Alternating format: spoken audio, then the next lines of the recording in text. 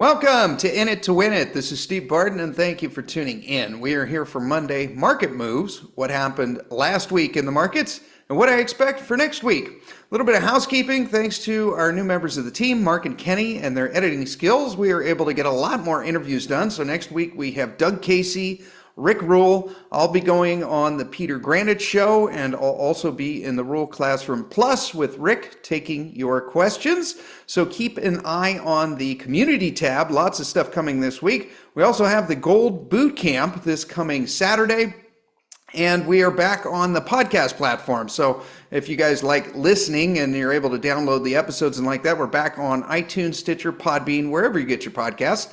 So we're starting up a lot of new things. If you find something you like or identify any hiccups, be sure to let us know. And also the missus and I will be going out to the Metals Investment Forum and the Vancouver Resource Investment Conference in less than 2 weeks. So if you're out there as well, be sure to say hi. I look forward to meeting you. Both events are free. I'll be doing a bunch of interviews of the speakers and companies at the conference. And I look forward to meeting you guys. So it's going to be a lot of fun, a lot of content coming. Also got a giant deck of cards in my stocking, so I figured I would throw them back up here because you guys know I like poker. Alrighty, without further ado, let's go to the charts. Starting out as always with the S&P 500. We are down 0.5% this week. Looks like we got a little head and shoulder pattern here forming. Let me draw it for you here so it stands out. Okay, so we got the shoulder, and we got the head, and then the right shoulder there. Now, if this breaks down beyond this neckline here, well, I drew that terribly, something like that. There we go. If this breaks down below this right here, then what we'll do is we will have a measured downside target. So we take from the top right here to the bottom of the shoulder, and you get $260. And I already did the math for you. So the downside target is 5,580 if it gets down there. That would touch almost perfectly down here on this 200 moving average, probably by the time it got there. So that might be a create kind of a trading opportunity. If you guys are new to the show, I believe we've just hit a top in the S&P 500. And if you're new to the show, your 401k is probably heavily invested in this. So I think now is an ideal time, especially coming into the new inauguration. I think now is a perfect time to be going heavy cash. The dollar is up 0.9% for the week. So this little bull pennant played out, shot all the way up higher than I thought it would, got up to 109. My bias is again down for the week, although I was wrong last week. I think that we're going to be going down next week. We'll see. So it played out, went to the upside. I think we're going to have a little bit of a correction here in the dollar. And these are just kind of for funsies. Here's the M1 money supply. So this is just what you can see what happened with COVID. And what inflation? What inflation are you talking about? I don't understand. Look at that. Man, just going from M1 around 4 trillion up to about 16 trillion in the matter of months. Here's the M2 money supply. We're up to 21 trillion there. That's exciting. All right, the ones that matter. 10-year yield is down 0.6% for the week. So we've got, it shot above this trend line right here. I personally think we're going up here to 5 to match this right back up here. We'll see. It's kind of grinding sideways this week. We'll see if it plays out. And the 10-year minus the 2-year yield. So I was talking earlier that I thought what was going to happen was if we go back to 1989 when they were cutting rates, and over here in 2000, basically we went below back into upside down clown world, then we went up and down and up and down and up and down, and then same for here for 2006. And I thought until recently, until like today, that we were going to do the same kind of thing here. I don't think that's going to happen anymore. I think now we're just going to be off to the races here, and recession is, I don't want to say imminent, but very close to certain. Okay, and 1 month treasuries down 0.2%. So still paying north of 4.3%, but I think 4.5% we will not see again for quite a while. So cute little place to store some excess cash while we wait.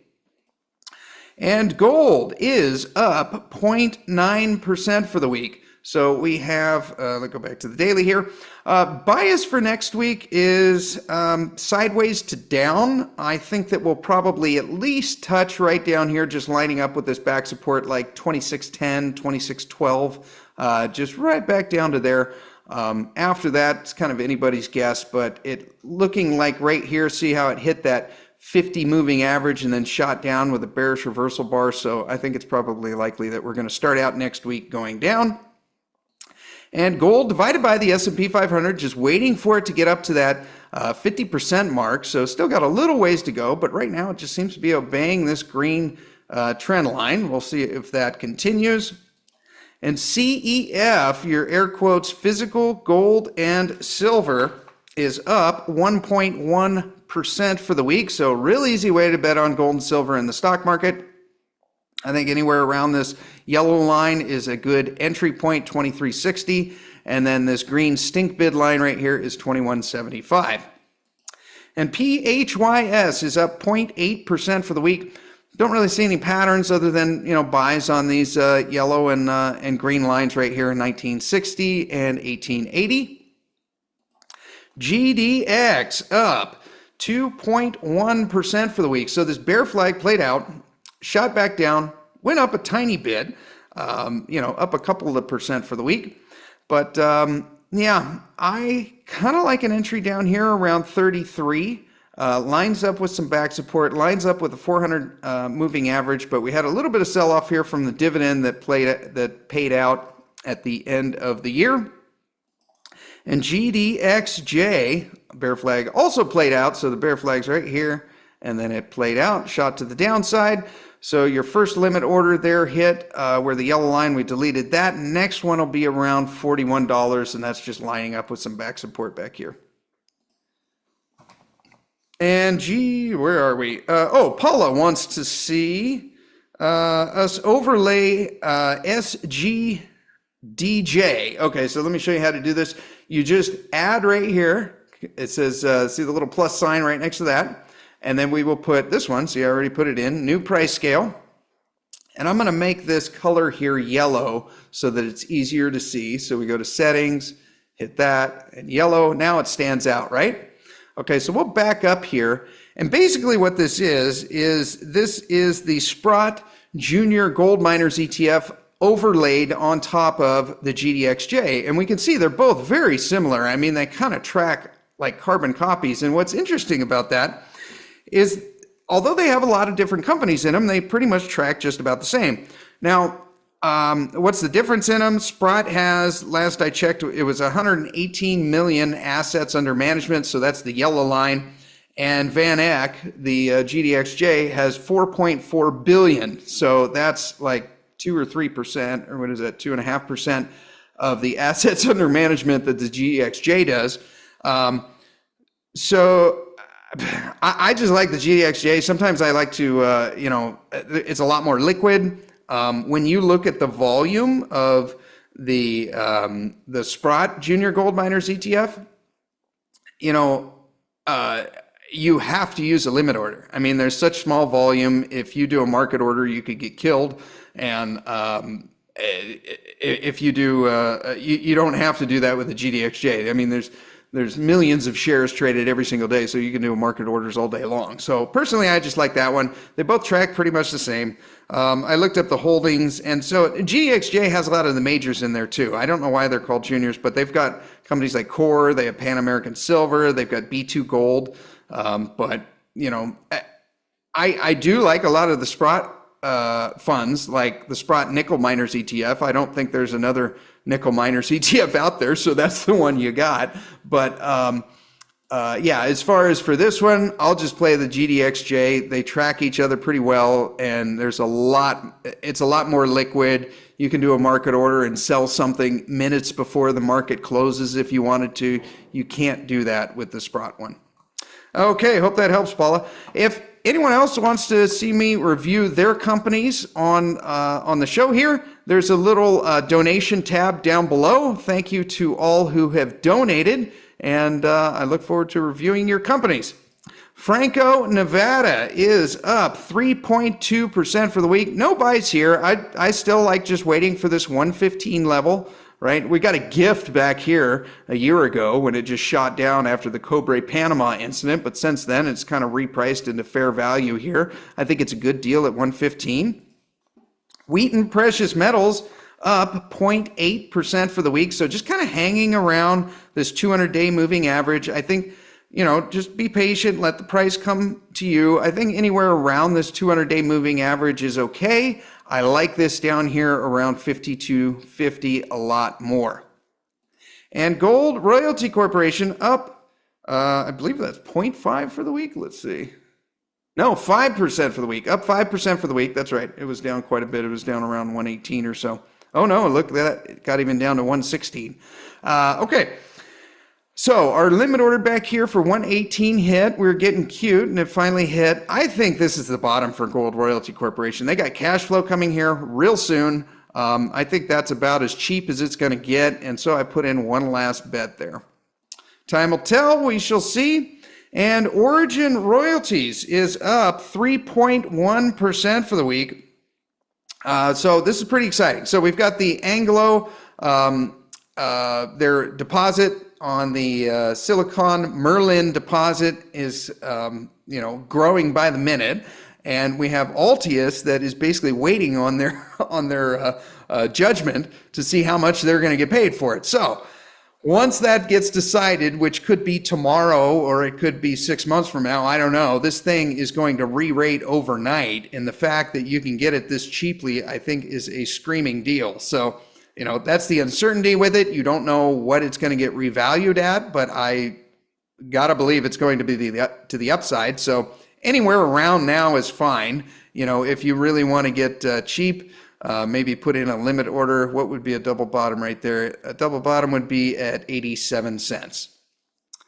And all this talk about gold is getting me excited. We have a new boot camp coming up.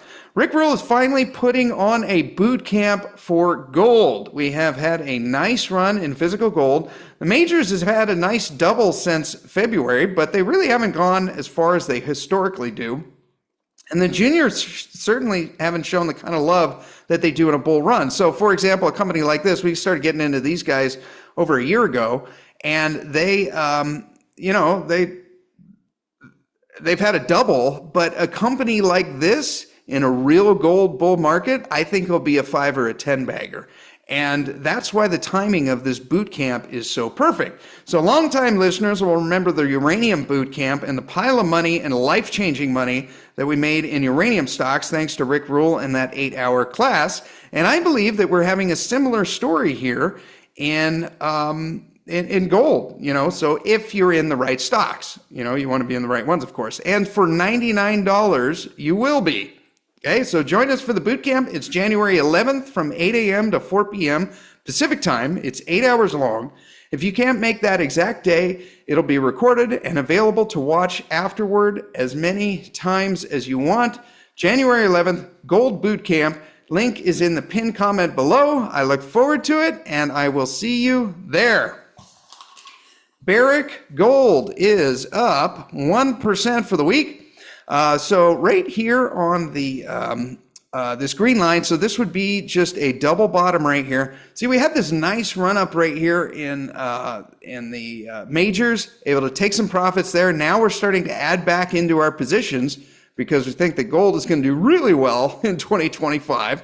Same with Newmont here. Newmont is up 0.7% for the week. So they're doing just like Rick said they would, and they're selling off their tier 2 assets, trying to focus on bigger deposits, but fewer of them. Okay, so as they do that, they'll be laying off some workers and consolidating. And it looks like we might be putting in a little bit of a bottom here for Newmont. So if you want to accumulate right here along this green line, I think that is a decent entry point. And Agnico Eagle is up 3.1% for the week. So hopefully this ends up being a cup and handle. So backed up the truck down here, past the point of concern. This is 2% of our portfolio, and, and we're in it for free now, and I know a lot of you are as well. A 38% retracement of this cup pattern would be at $69, so hopefully it does get down there. But, you know, a decent entry point if you don't have any of this would be around 77 or so. That's just lining up with some back support right back there. You know, if it works out like this and this comes down around this yellow line by the time the 200 moving average gets up there, I think that would be a slam dunk entry point. And B2 gold is up 4% for the week. So we got an option on this one that goes out for a year. I like this one a lot, and I think that you know, a stink bid for this one would be $2.35, and that would just be hitting this tick and that tick right back there. But you know, now is fine. Equinox gold is up 1.2% for the week.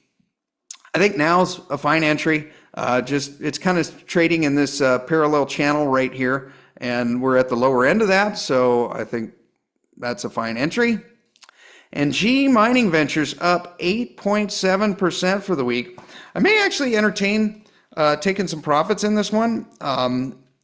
We had a double in a year. Thank you, Rick Rule, and his symposium.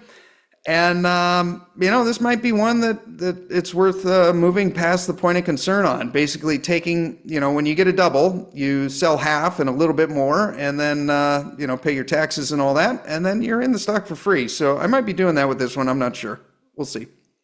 Stink bids would be $6. Rio 2 is up 2.9% for the week. So got pretty close to our 38-cent limit order, got all the way down to like 40 cents. So within 2 pennies of it, I almost just pulled the trigger and I said, no, hold fast, Steve, hold fast. And then it shot up, so we didn't get it. But this trend line right here is fairly accurate. We're underneath it. We're going to need it to break above. It's going to be a year and a half or 2 years before these guys are done with their construction. But I think this fits in really nicely with Lobo Tigre's pre-production sweet spot. And silver is up 0.3% for the week. Probably going to go down next week. It's just hanging around this 200 moving average. I hope I'm wrong on that, and I hope it just hangs out right here on this 200 moving average and then shoots up. But I think it's more likely that in the future we're going to see this move down to 28, possibly even 26.50 as we get into the recession. Robert says, sometime in the future, Steve, tell your listeners to never buy physical gold through numismatic coins. I bought a lot of MS65 graded coins with a higher premium than American Eagles, and the sellback price is less also. Okay, so basically, so there's MS, it goes up to MS70. That's considered like perfect. You know, it's untouched by humans or something. Anyways, MS65 is pretty good. But what basically, I don't have a whole lot of experience with numismatics. Every now and then I'll come across them in, I like going to pawn shops, you know, and just kind of seeing what they got. Sometimes I went into one fairly recently, and I found a panda coin. And if you guys know anything about these panda numismatics, they can just be stupid value. And I got a feeling the pawn dealer didn't really know what he had. You know, so anyway, he probably bought it for 25 bucks, and I paid him 30. And, you know, and then I went out of the car and actually Googled what I had, and it wasn't what I was hoping. You know, it wasn't one of those that was worth thousands, but it was worth, I think, 150 or 180 bucks. So, you know, there are moments like that where you can find these little numismatic deals, and they're usually in pawn shops where these guys are just, you know, they're just buying it, you know, and then selling it for 10% more or whatever they get it, you know. But yeah, I'm not a big fan of the numismatics. I think that the best way to play this is to simply just buy the 6 sovereign mints. So you got America, Canada, Australia, Austria, South Africa, and the UK. I think you should probably put a bias on the country that you're in and the closest to that mint. So if you're an American, you know, be a little biased towards American Eagles. If you're Canadian, be a little biased towards the Maples, right? You know, if you're in the UK, the Britannias. If you're kind of in Europe, you know, the the Philharmonics, if you're in Australia, the kangaroos, and so forth. If you're in China, then get the Chinese mints. I think I think that's the best way to play it. Unless you're really into these numismatics, I agree with you, Robert. I don't think you should be dealing with them. I think just buy the sovereign mints, and even in when it comes to silver, especially, getting the Buffalo rounds is fine. I don't think there's any problem with that at all. But yeah, if you're a collector, then the numismatic game. But if you're an average retail investor and stacker, stick with the 6 sovereign mints and stick with the mint that you are closest to. Alrighty, so that is silver. We're up above $30, so that's pretty exciting. But I think we're going to need to see a weekly close above about 31 to see this kind of break out to the upside, and I don't see that. I just see a bearish reversal bar down right around the 200 moving average, so it's probably going down tomorrow.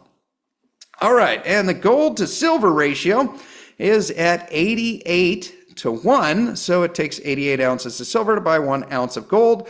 The real one that we want to look at is right around here up at 91 or 92. So if it breaks out above that, that means gold is doing fantastic and silver is not. And PSLV is up 0.7% for the week. So it had a nice little drawdown here, fell below the 200-day moving average.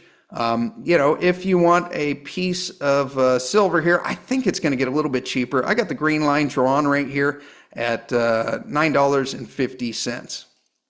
And SIL down 1.2% for the week.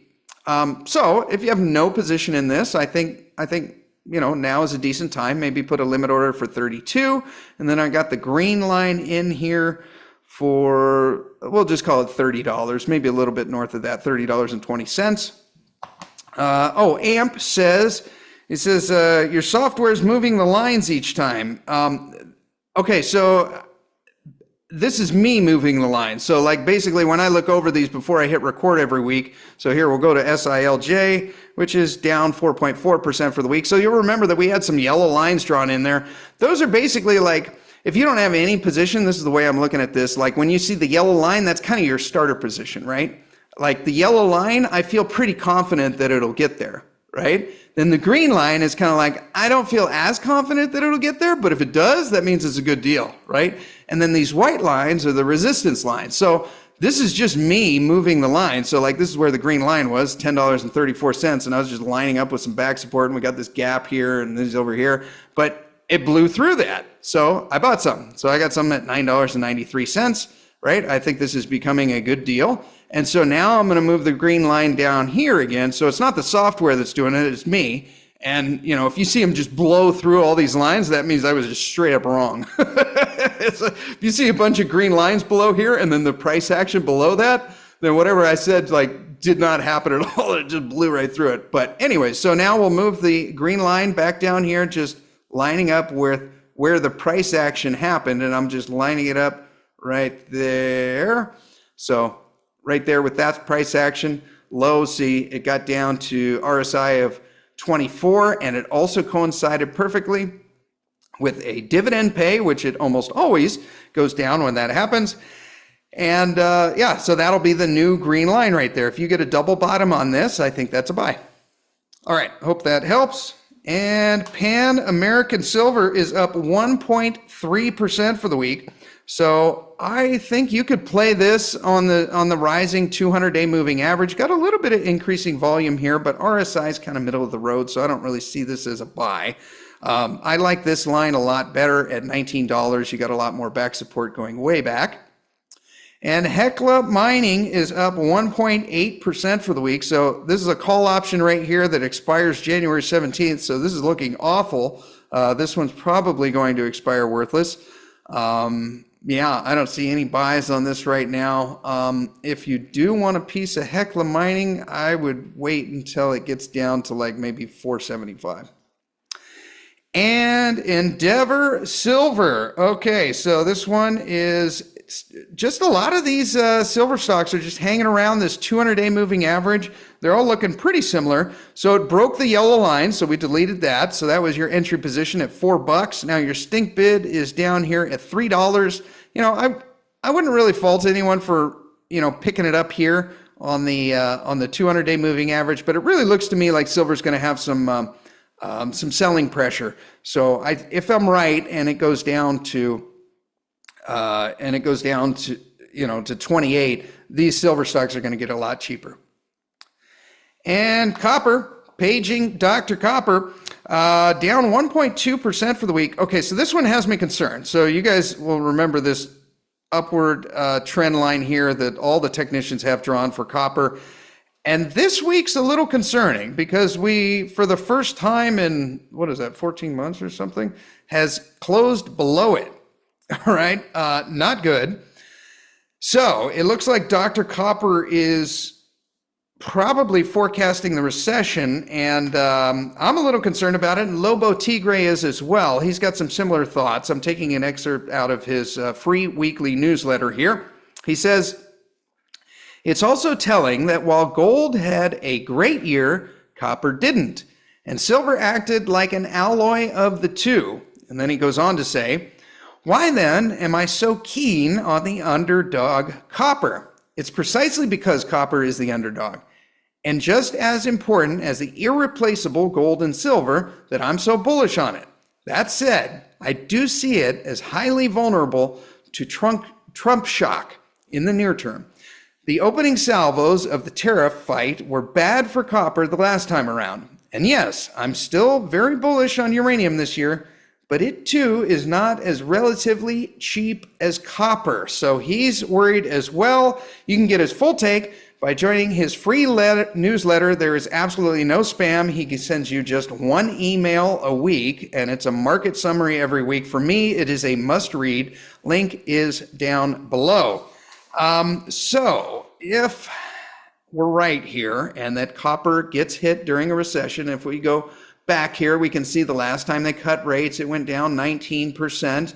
And then the time before that, let me go out here to the weekly. Okay, it went down 58% and then 10%. And then here in 89, it went down 23. Not fantastic. Okay, so we might be entering into that right now. We'll see. All right, gold divided by copper. It takes 651 pounds of copper to buy 1 ounce of gold. Just a neat little tidbit. And this is the one we're excited about here. So this is the Sprott Physical Copper Trust. Only has about 90-something million assets under management. But we got this awesome sell-off right here. It's selling at a 20% discount. So basically what we can do is you're essentially buying physical copper. Right now it's trading at like $4.07 a pound, but you're essentially buying it down here at like $3.30 or $3.35 because this one's at such a massive discount. So if you want to play this game, it's still on. It's not as good of a deal as it was last week, but it's still there. There's these 2 tickers you can get it at. So thank you, Blaine, for finding this, listener. COP.U and SPHCF. Okay, so these are depending on your brokerage account where it might be found. But the risk with this is that if copper continues to get hit, the discount may close, but copper may fall to the point to where, it's not really that cheap anymore. Does that make sense? So right now, if it's trading at about $4, but it's like you're paying only $3.25. If the price of copper goes down to $3.25, there's going to be a 0% premium discount, but you didn't make any money. Does that make sense? So there is risk there. It's not as good, I think, as uranium right now, but it's pretty close because I don't think physical uranium is going to get hit by the recession, but I think copper will. So buyer beware, but we're playing it for sure. COPX is down 0.7% for the week. So, all the smart people that we interview, Adrian Day, Joe Mazumdar, they basically say, Brian London, brick rule, buy copper on weakness. This is weakness right here. That's what it looks like. Stink bid down here at 36.25. If we're right about copper, that's probably going to get taken out, and we're actually going to have to buy more of this as it goes down. I mean, maybe we'll get lucky and it'll get down here into like $28, $30, something like that. It might really, really get hit, these miners. But anyways, that's weakness right there. Nice little semi double bottom over here. But like this one a lot. And on top of that, we timed it, with the end of the year dividend. COPJ up 2.6% for the week. So it had a little bit of a hit up there. Yellow line got hit, so you should have got in right there. And then we have another stink bid in down here for 1735. I'm not sure why I put it there and not on the green line down here. I'll have to look more into that. But either way, this is the junior copper miners ETF. So if you want a little bit more leverage on copper, this is it. And Freeport down 3% for the week. Let's see, your first limit order hit, second hit around $40, and we just keep moving them down. So this is an example where I was wrong about how long it will go. So I just keep moving the green lines down. Looks like your next level is going to be about $36, and then after that, 33 has quite a bit of support around it. So I like that one a lot for a stink bid. And Munduro Capital is up 2.5% for the week. So super tiny market cap. I think it's worth like 13 or 14 million. 12.9. There you go. Now is fine. Yeah, we're basically waiting on BHP to hit a nice drill hole. I've got a stink bid in down here for 9 cents because I got in for 11 or 12 cents about a year ago. And uranium is up finally 6.1% for the week. So what's so cool about this one is right now we know that the futures contracts are selling for, last month they reported $81, okay? So that's the lowest price that a term contract closed for. So term contracts are 12 months or longer out.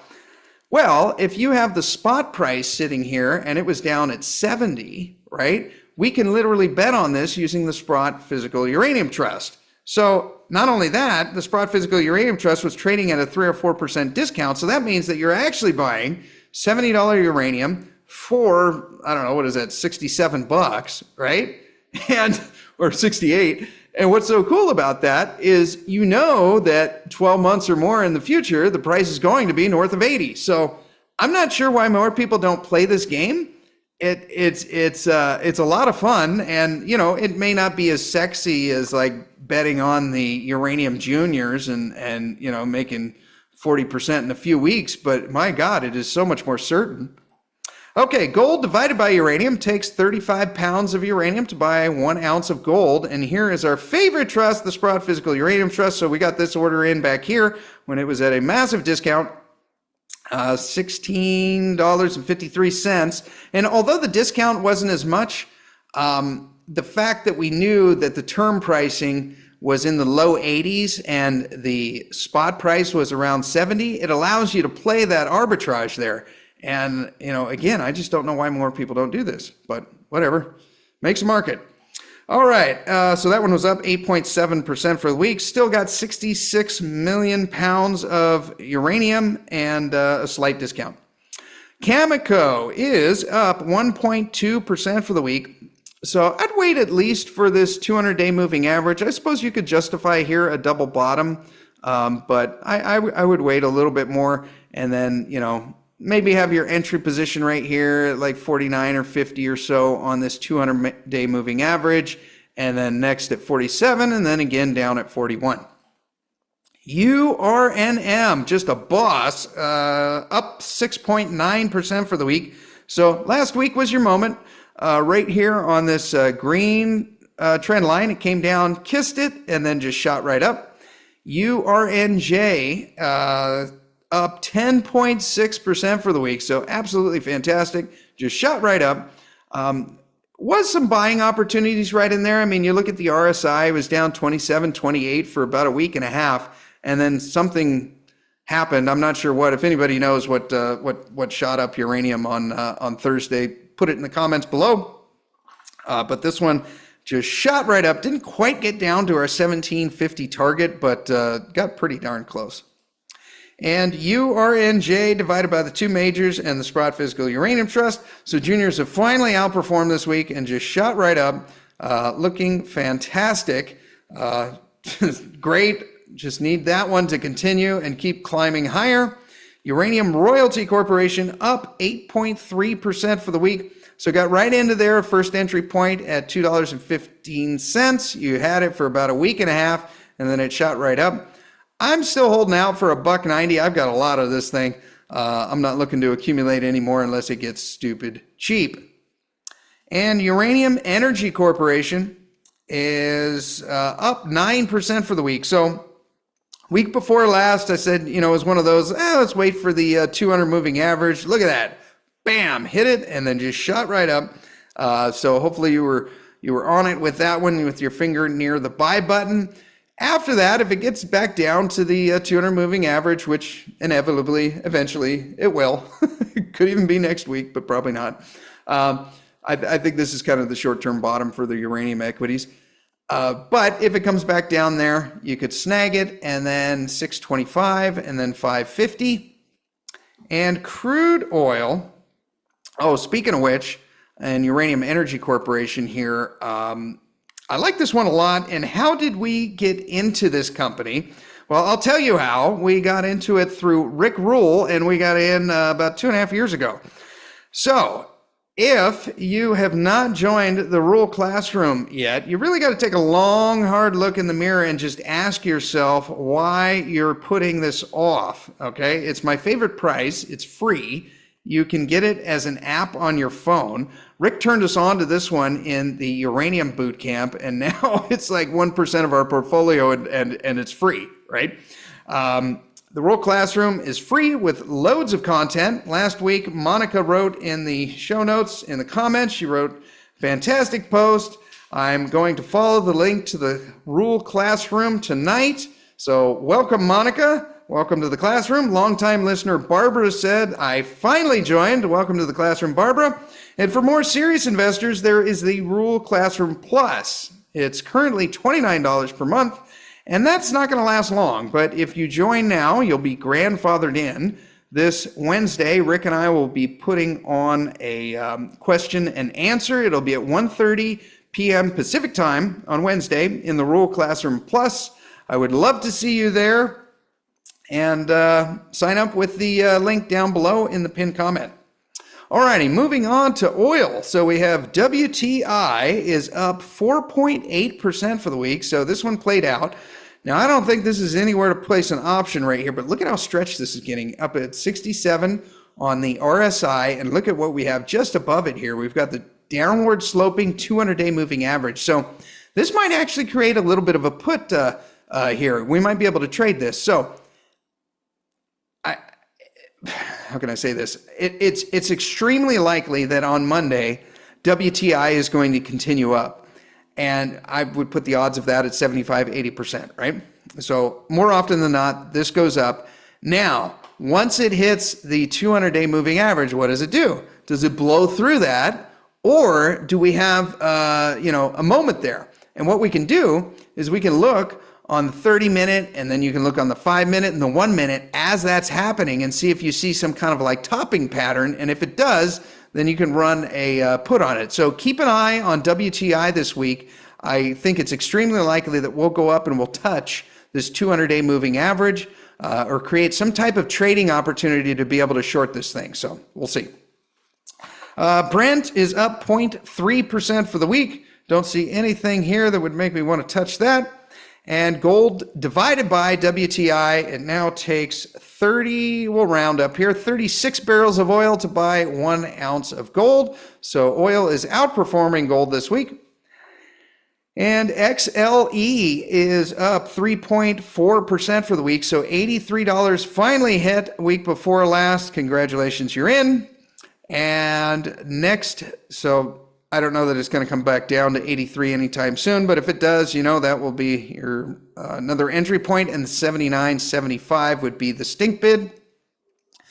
Exxon Mobil is up 1.3% for the week. So got a nice little entry down here at like 105, 106. Hopefully it'll come back down to this. I think if the recession hits, we're going to start getting some stupid prices here on oil. But like this one right here, this is what's so nice about this software is look, ExxonMobil got an RSI of down to 17. The day I bought it, it was at 20, right? So I was just waiting for it to reverse right there. Got a bullish reversal bar, got right in, awesome. Love it. And Chevron up Oops, what did I do? There we go. Chevron is up. What are we up? 2.7% for the week. So the first limit order hit of the yellow line, we deleted that. Oh, that's what I did. Chevron. There we go. Okay, so first one hit right here at 141. So basically, we're just putting in a double bottom. So that'll, if you're not into Chevron and you want to be, that would be my first entry point right there. And then a stink bid down at 135. And Occidental is up 4% for the week. So right here, here's another example. Now that we've got some price action and we've had a bounce, we can move this green line right up to here at the previous low. And basically what you're waiting on is you're waiting on a little double bottom. So you want it to look something like that, or, you know, like right here. Look at that. Boom, right there. That would be your entry point. Okay. Blackstone Minerals up 2.9% for the week. So got all the way down to 14. You had a little while to get into this one. I probably should have run an option on this. At the time I was out with family and I just wasn't paying as much attention as I should have been to the charts. But RSI got all the way down to 27. That would have been a nice little option right there. I didn't check the price though, so who knows. Yeah, if you wanted to get into some of that, this thing is paying like a 10% dividend right now. It's pretty incredible. And Freehold Royalties, the deal got even better on this one. Look at this one. This one got all the way down into the 12s. So now we're back up to our stink bid line, which is at $13. And at $13, you get an 8.3% dividend. These guys pay monthly. Natural gas is down 0.9% for the week. So bias for this one is down. I think that next week it'll probably go down. I got to say for 2023, this and copper are probably my highest conviction bets. Okay, so I think gold's going to do well. I think silver is going to do well, but I don't think they'll do as well as natural gas and copper. And one of the ones I'm really excited about here, Devon is up 8.8% for the week. So this one finally caught a bid. And if it comes in for a little double bottom here, that's your level, $30, and we'll call it 40 cents. But hopefully we hit a bottom in this. We'll see. Woodside Energy. I mean, let me go back to Devon here. Okay, so basically just this looks awful. Just buying more as it's going down. They pay a pretty good dividend. And if we're right about North American natural gas, this company should absolutely kill it. I think some risk here, though, is that, I mean, if this price, let's say this goes down and it just goes down below 30 and it stays down there for a while. I mean, this company's worth like 20 something billion. Exxon's worth like 450 billion. They could come in and just buy this thing out, you know, in an afternoon. So that they're, I think if it gets much weaker here, they're actually at risk of a takeover.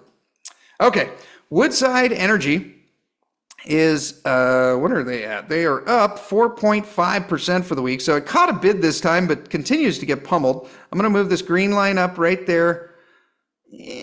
Actually, no, I'm not. I'm going to keep it back down here. There's a gap right there. Okay, so the gap right here, this right down there. Yeah, we'll keep it at like 1375, something like that. Kind of looks like this might, well, hopefully it stays above that 50 moving average and just continues to go up. We'll see. But real level of resistance, the first level of resistance on this one is going to be about 1650, and then $18 has a lot of resistance. And Birchcliff, that one caught a bid, up 9.5% for the week. So these ones I'm extremely excited about, Birchcliff and Pado, because they're in Canada. And right now, Justin Trudeau, their prime minister in an infinite wisdom, does not see a business case for exporting Canadian natural gas. Well, if he's thanked and excused, as Rick would say, and someone else is taking his place, I think they will see a business case for Canadian natural gas, and these two companies are absolutely going to kill it. In the meantime, you get a great dividend.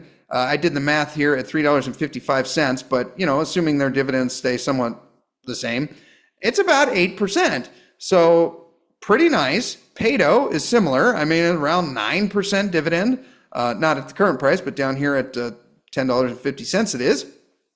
So looking fantastic. I think these guys will do really well. And in the meantime, you get paid rent and you get paid quite a lot of rent. Okay. Pado is up 1.6% for the week. We just, this is essentially a bet on Canadian politics. You need Justin Trudeau to get kicked out of office. Hopefully he does for the Canadian people. Thermal coal is down 1.8% for the week. Bias for next week is up. Met coal is up 3.5% for the week. Bias for this one is sideways. The coal ETF is, let's see, we are now 9.8 million assets under management. That's down 200,000 from last week. And we are at 470,000 shares, so same. I got a limit order in down here for $20, and then another one down in here, like super stink bid for $18. So we'll see if that hits or not. I think it might. Glencore is up 1.1% for the week. So this company is in all the right things in some of the riskier jurisdictions, so definitely keep that in mind. One thing I really like about these guys is they don't play the ESG narrative. So, companies like BHP, they kind of like, oh, okay, all right, we need to do wind, let's do that. These guys don't do that. They're like, oh, the world needs more coal? Well, we're not selling our coal assets, we're just going to mine more of it. Okay, they don't care about, the Earth Firster crowd. Glencore is just focused on mining more every year and making more money, which is what I want the company to be focused on if I'm invested in it. AMR is down 1% for the week. So still got our limit order in here for 186, although I wouldn't fault anyone for taking a bid right now. This is looking like we got quite a bit of support where it is. I'm just playing it right back here of September of last year when it hit that low. And BTU is up 1.4% for the week. So probably a little more weakness before we get a pop. It looks like we're finally finding a floor here after the Anglo purchase, but looks like I took my option a little bit too soon, although I did it a little bit further out, going out to the later end of February on this one. So hopefully we get a pop here in Peabody, and then that option will pay off. Platinum is up 1.4% for the week.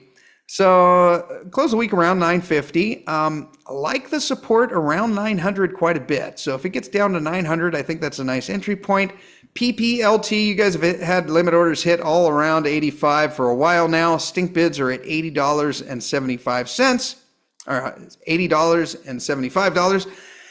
And Palladium closed the week at 922, up 1.2% for the week. Bias on this one is going to be up for next week, and platinum sideways to up. It is below the 200 moving average right here, but you got a lot of support on $900. So I think that's a nice level. And then translating that over to PALL, the $900 level would be around 82, 83, but I like $80 as a stink bid on this fund. And SPPP is up 1.6% for the week. So your limit orders hit at $9. So congratulations, you are in. And then next limit orders I like at $8.75 and then $8.25. And the platinum to silver ratio, it takes 31.5 ounces of silver to buy 1 ounce of platinum. So essentially a kilo will get you 1 ounce. And then this is what I like. So this little arrow here is where I did the switch with Andy Scheckman. And platinum divided by gold. And this one, I believe I did bring this up last time. So this is basically my if-then statements. My Steve Penny silver chart is if-then statements, right? So if platinum gets to parity with gold, so in other words, if you could trade 1 ounce of gold for 1 ounce of platinum, then I'll trade half of my platinum position, right, for gold. If platinum gets to 1.5 times that with gold, then I will trade 30% of my platinum for gold. So I go from half to 30, I got 20% left. If platinum gets to 2x with gold, then I will trade the remaining 20% of my platinum for gold. So have a plan before you click the buy button, right, of every one of these things. Right now, you could trade 1 gold coin for 3 platinum coins, almost 3 platinum coins. It's 0.35, so you won't quite get that, but you might have to throw in a little extra cash or some silver for it. But this is historically cheap. And just because this ratio is this far gone doesn't mean that it can't continue, but I think it's very unlikely to. I mean, platinum is like 15 or 20 times more rare than gold, yet it's a third the price of it. I don't think that goes on forever. Alrighty, nickel is down 1.5% for the week. Zoom in on the daily here. Okay, so we got some support around kind of where we are now, although my bias for next week is down. And NIKL, this has just been continuing to get hammered, although we did have a pretty nice dividend coming in there. Not as good as the one before, but pretty nice dividend come in. Got a little bit more of the nickel miners ETF. I think we just had a little bit of tax loss selling there at the end of the year. Same with Centaurus Metals, down 2.8% for the week. Probably had some tax loss selling. If you guys have had, I know a lot of you have had a 21 cent limit order for a while now. You may want to double check that because a lot of the brokerage accounts, they expire those good till cancels after 60 or 90 days. So I know you guys have had it for a long time, like back here since August, so they may have expired. Go back in because it's probably going to hit next week. Iron ore down 4.3% for the week. So this may be forecasting recession, kind of like copper. Iron ore closed the week at $99.44. And BHP just continues to get hammered, probably because they're big into iron ore and copper. I'll be getting some more of this if it gets down into the 47 range here. I've got a lot of this, and they pay pretty nice dividends. So I like this as just kind of a long hold for this commodities bull market. But if it gets back down to 47 like it did back here in September of 2022, I will not be able to help myself. Rio Tinto down, 0.7% for the week. Oh, got to click on it. There we go. Down 0.7% for the week. I think now is okay. Got a lot of back support back here, but I think this green line is a little better. So around 57, you've got a lot of price action down here in the 52s, 53s. I think it'll probably get hit. If we're going into a recession, BHP and Rio Tinto are going to get hit, and that's where we may get some real stink bids coming in. And the PIC ETF down 0.4% for the week. I think now is fine, but I like 33 a lot. There's quite a bit of action here around $33. And this is a real easy one. If I, to do it over again, I would probably, if I was aware of this ETF, I would have just bought this instead of the BHP and the Glencore and all that. Decent dividend, 3.2%. I just did some quick math here on the last two dividends, so not that they're going to be the same because this is an ETF, but it gives you an idea. It's north of 3%, so pays biannual. Nutrien is up 5.7% for the week, so we're talking about $45 for a long time. That hit, actually held below that for about a week and a half during the holidays, and then shot right back up. So it might have been some tax loss selling there, and then people getting back into it into the new year, but first order around $45, which for most of you it already hit. I put the yellow line at $44.40 and then a stink bid down at $40.25. And Bitcoin up 5.1% as of this moment. It looks like we might have a little bit of a bounce here. Got the 50 and the 20 moving average, but I think inevitably we're looking for this to come back down, back to this trend line right here, which by the time it gets there will probably be, we'll call it 76 to 78,000. That's where I would be looking for a bounce. If we go into recession, it's anyone's guess. All right, well, thank you guys for being here. Be sure to check out the Rule Classroom and the Rule Classroom Plus. This Wednesday, 1:30 p.m. Pacific time, Rick and I will be taking your questions. And remember, the Gold Boot Camp is this Saturday, January 11th. All the links are in the pinned comment below. You have yourself a great rest of the day, and be sure to support the show and share this with anyone that you think needs to hear it. It's probably your buddy that can't stop talking about tech stocks. You have yourself a great rest of the day, and we will talk to you next time.